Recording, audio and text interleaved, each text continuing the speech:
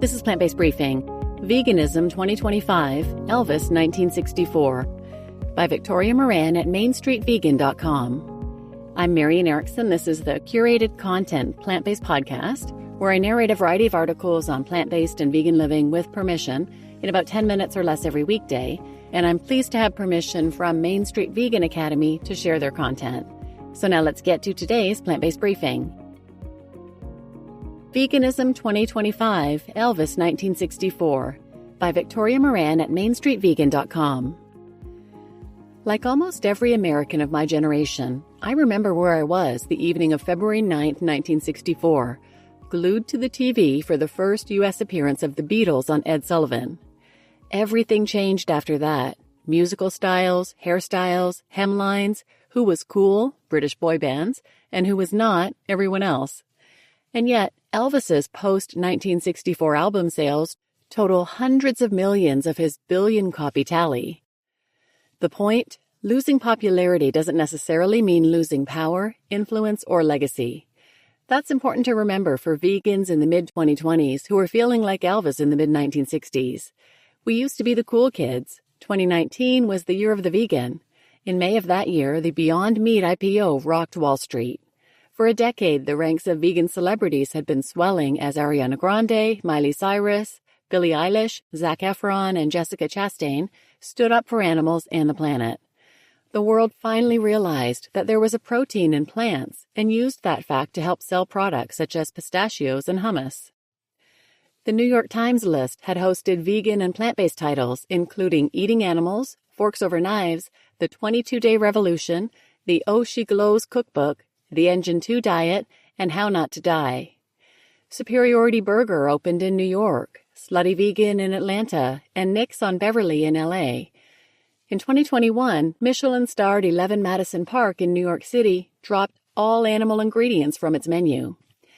That same year, the Big Apple elected a plant-based mayor who made massive changes in the food offerings of the city's schools and public hospitals. Veganism's greatest hits were on par with Hound Dog, Love Me Tender, and All Shook Up. Then it seemed that we went from making hits to taking them. Not all the celebrities stayed in the fold, and those who left did so vocally and publicly. Not all the restaurants stayed open, or in the case of 11 Madison Park, stayed vegan. Mayor Eric Adams failed to win a second term, and consumer demand for faux meat, once seen as the way of the future, softened as industry-backed social media proclaimed it unnatural. While a high-fat, all-animal food plan had cycled through periodically for decades, Stillman, Atkins, Paleo, Keto, calling it carnivore and fueling it with social media hype gave it the aura of something new, even revolutionary. As a result of RFK Jr.'s MAHA movement, comprised of good intentions and misguided information, those of us who had been seen as health nuts, an insult that's kind of a compliment, were labeled processed food mavens. Federal recommendations to keep saturated fat, the kind in meat and dairy products, low, are soon to be replaced with the opposite message, for the first time in over half a century. The soundtrack for this mess? Let's see, Suspicious Minds and Don't Be Cruel. So, how can we shore up our effectiveness during this period of not being trendy, sexy, popular, and cool? I have some ideas. Number 1, be sexy, popular, and cool.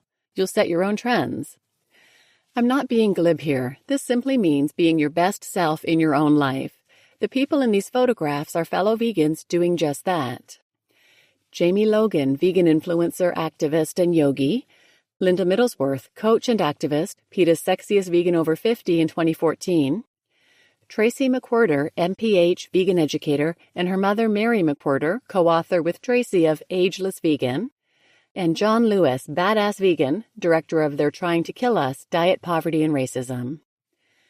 Number 2, look beyond social media. In the real world, tremendous strides are being made for animals, and scientific support for a low-fat, real-food, animal-free diet continues to mount. Number 3, Americans, there's a big world out there.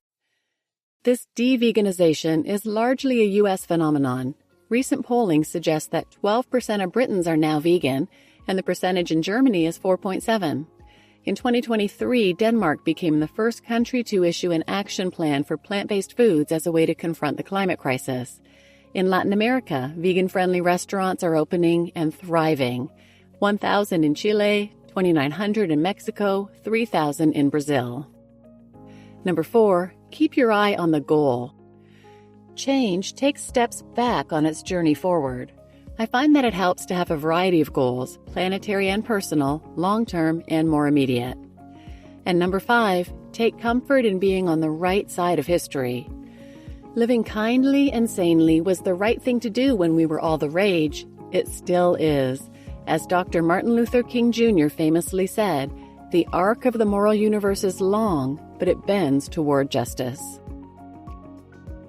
You just listened to Veganism 2025, Elvis 1964, by Victoria Moran at Main Street Vegan Academy at mainstreetvegan.com.